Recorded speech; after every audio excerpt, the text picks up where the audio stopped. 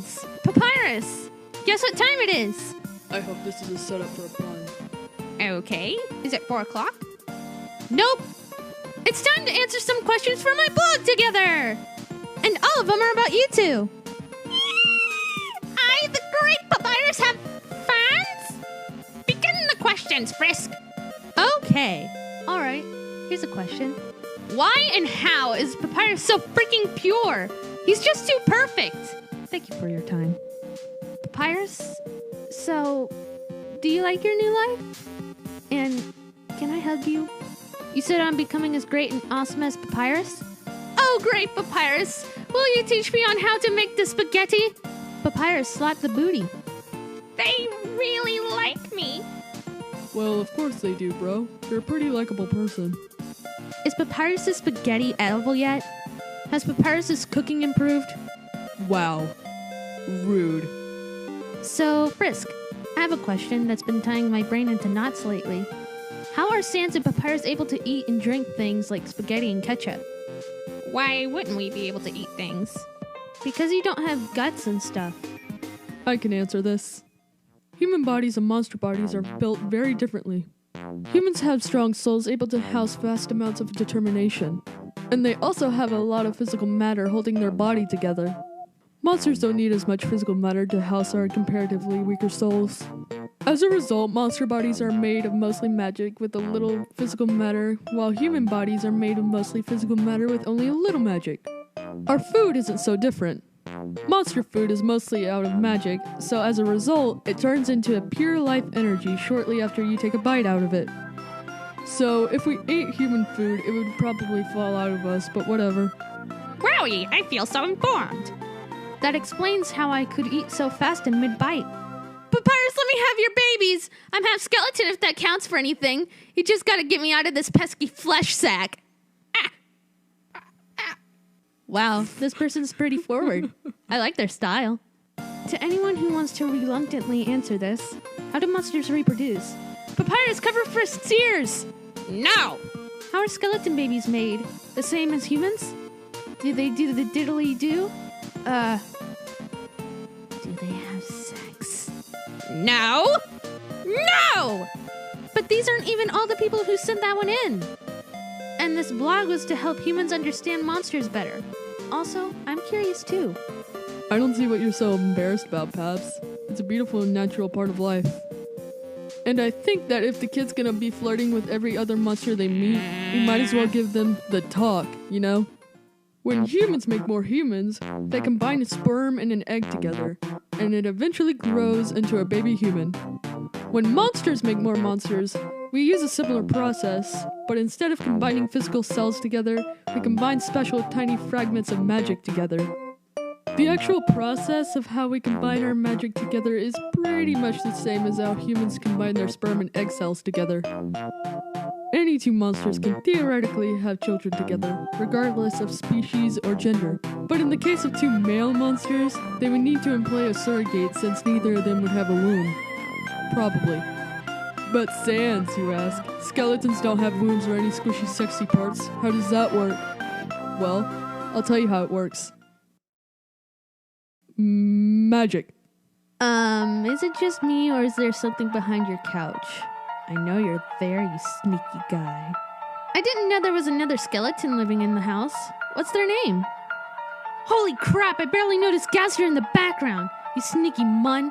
Love this blog. Quick, Gaster's behind the couch! Gaster, I see you spooking there. Who's that guy behind you?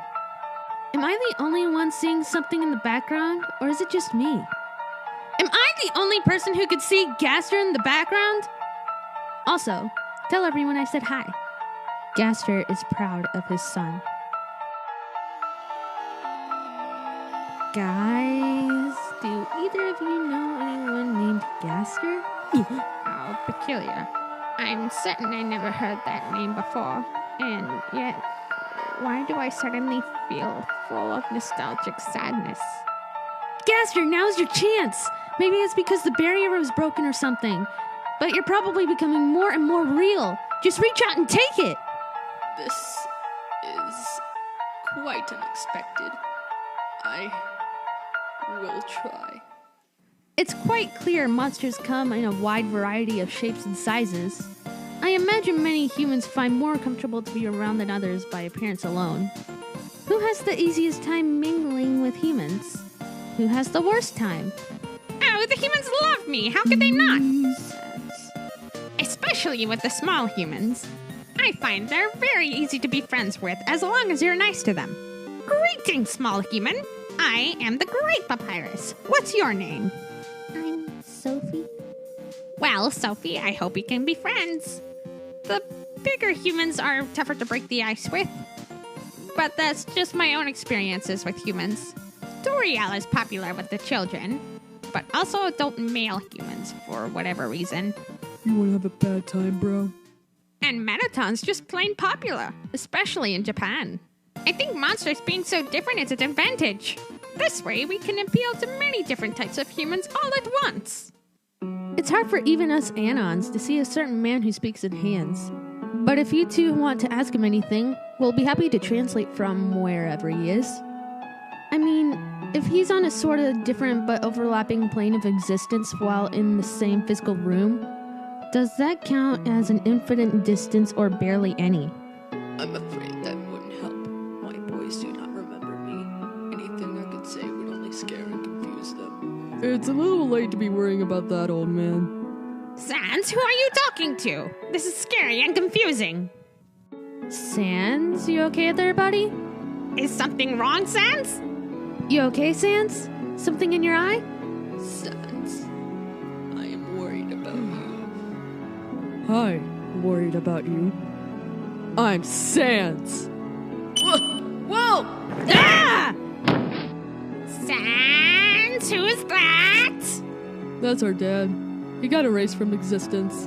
It's kind of a long story, but, I guess I yanked him back into a reality or something. I wasn't even sure if it worked, to be honest. I have a dad? Did you have to be so rough with your old man, Sans? Well, it takes a bit more than a light tug to pull someone from the limbo between existence and non-existence. Besides, he's fine. A little worse for wear, but he'll live. Right, old man? But how? Old man? I'm really here? I'm really here? Yeah. You are. Dang, Sans, you pulled someone out of the non-existence / the void. How powerful are you? Buddy, listen. If you ever see my full power, it means that one of us is definitely going to die.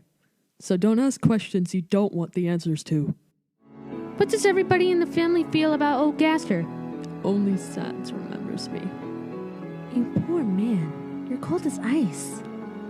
But the others are very kind to me anyway. I think we may have met. Did you ever hang out behind a creepy gray door in Waterfall? Would you like some tea to warm you up? Yes. Thank you, Your Majesty.